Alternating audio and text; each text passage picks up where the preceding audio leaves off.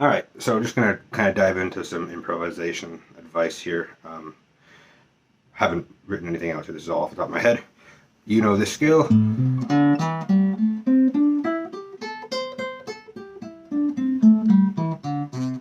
It's called A minor pentatonic. A being the root note of the scale.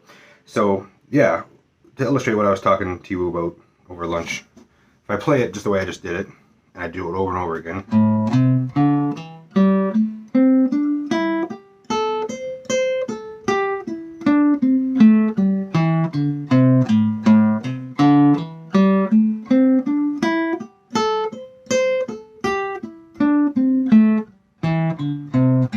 That's not a solo, right? That's not improvisation, not really. It's pretty pedantic and monotonous. But if I start adding a rhythm to it,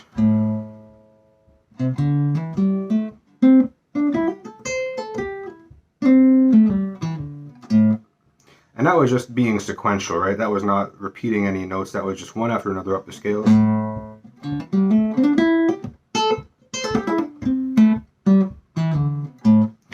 Just as an example, and they don't sound particularly incredible, right, when you do it that way, but that's the starting point for improvisation, is you're just using rhythm, because the more things you have to imagine, the more things you have to try to surprise yourself with on guitar when you're learning to improvise, the more complex it gets. So if you do one element at a time, rhythm, then the next time you're practicing, you can start messing around with melody. And when you're messing around with melody, you can keep it as simple as adding a second of the same note.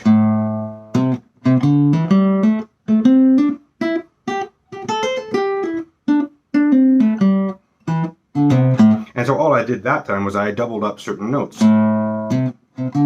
Right? I hit the 8th fret twice, the C twice there, and then various other notes I hit twice in a row. So again, very minimal ways of being creative. I'm not doing anything fancy. And then, so step one, you start messing with the rhythm of the scale, long, short notes. They don't have to be pre-planned, you know. Then you can add in duplicates of the notes in sequence, so you're not even doing them out of order yet. And then once you are comfortable with that, and even if it sounds bad, by the way, it doesn't matter if it sounds bad. You start somewhere. So even if it sounds bad, you start that, and then you can start adding in, you know, opposing directions, so going up and down for your new notes.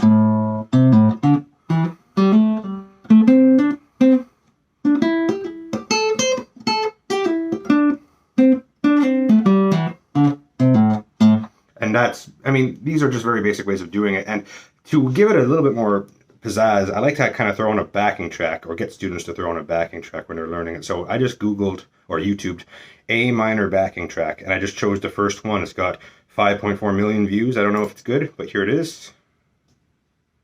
Oh, maybe it's going to start. I don't know how well this is going to transfer over the phone, but we'll try it. And then you do the same thing.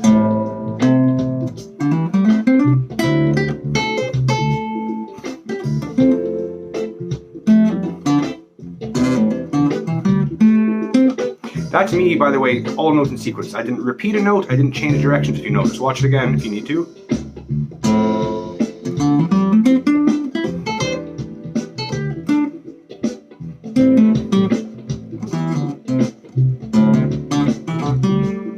Now I'll change notes, or repeat a note.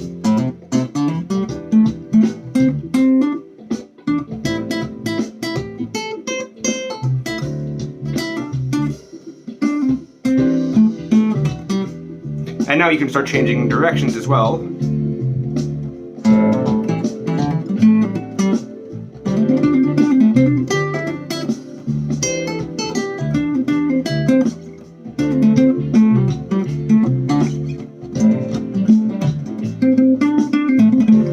That's how you start to kind of build your improvisation ability. And you start just with that, right? And that's just a very basic scale framework. If you are actually interested in this and you want to like talk with me more about it, just let me know, because you know you can start adding in a few notes that are outside of the pentatonic scales. The major second is a nice note to add.